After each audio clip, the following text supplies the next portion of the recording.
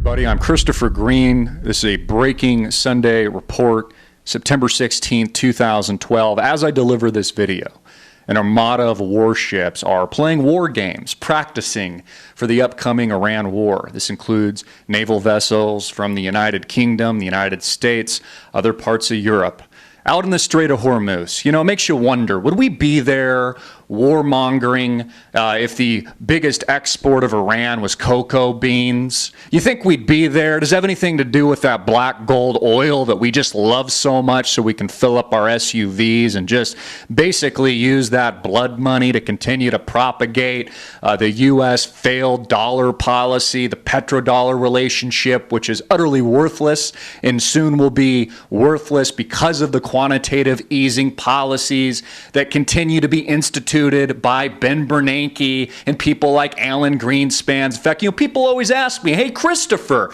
when are we going to get quantitative easing 3? You've been talking about that for several years now. Well, we just got it last week. That's right.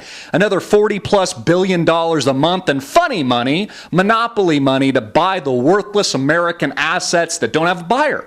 And it makes you kind of think, at least it should to those of you that actually can think, that might have half a brain. I know most of you are busy watching football games right now. Look, I know it's Sunday. I have nothing against football myself. I like watching a good football game, but that just proves the point. Most of America could care less what kind of blood's on our hands, what happens in the Middle East, what happens at the Strait of Hormuz, what kind of terrorist acts occur on a daily basis, as long as it doesn't interfere with your precious time, your six-pack of beer, and Sunday or Monday night football. Nobody really gives a shit, and that's exactly where we are today.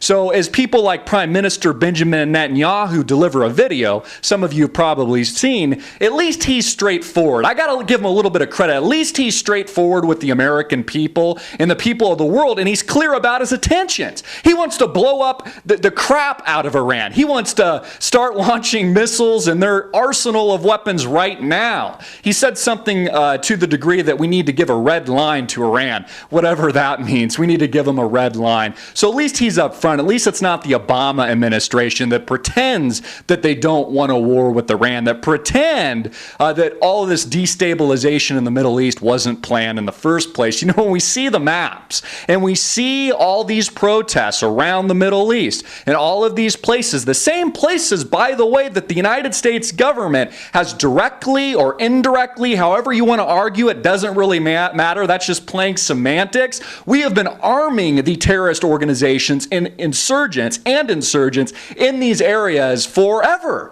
Really, as long as the United States has been in existence and as long as there's been a problem in the Middle East.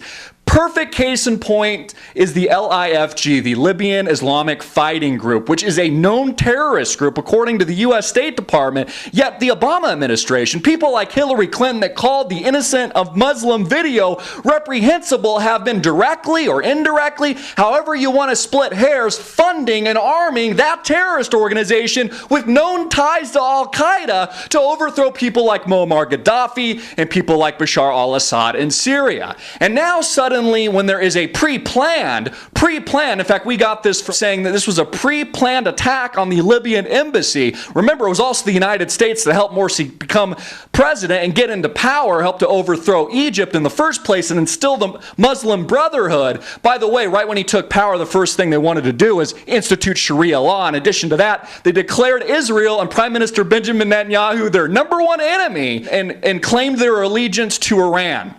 So when we look at Fox News, CNN, Bloomberg, CNBC, or whatever mainstream media propaganda bullshit channel you watch, and you see the Middle East in flames, and you see American flags being burned, and you see people like Christopher Stevens and 3 other Americans murdered by these people, no, it was the United States government that helped make it happen. You see, that's the fundamental driving point that we all need to understand, and we all need to educate not just Americans, but everyone around the world. Of course, I would argue those around the world have a much better picture and idea of what's really going on. It's the United States that wanted this all along. That is the plan. That was the game plan. Global destabilization, but more importantly, specific destabilization of the Middle East is exactly what the United States has wanted.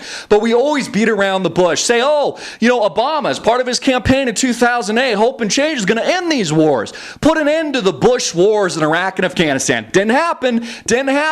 Bypasses the War Powers Resolution Resolution Act invades Libya, helps directly or indirectly against splitting hairs, the revolution in Syria, etc. And now here we are in Iran. 60 days is my guess. 60 days before the election. 60 days.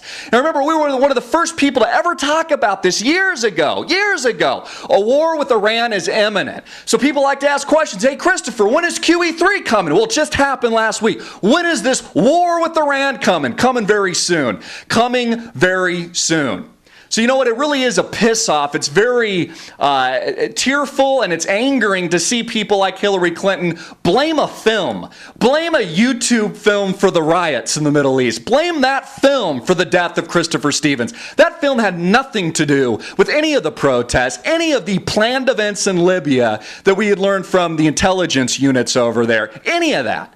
The only person or entity or government, if we want to lay responsibility to anyone that's responsible for these deaths, responsible for that murder, is the United States government, is the Obama administration, is the Clintonistas. These kind of scumbags that run the country now, that fail again to prosecute anybody on Wall Street, fail to put anybody else in jail outside of Bernie Madoff. Everybody's good and clean. Every single last one of them.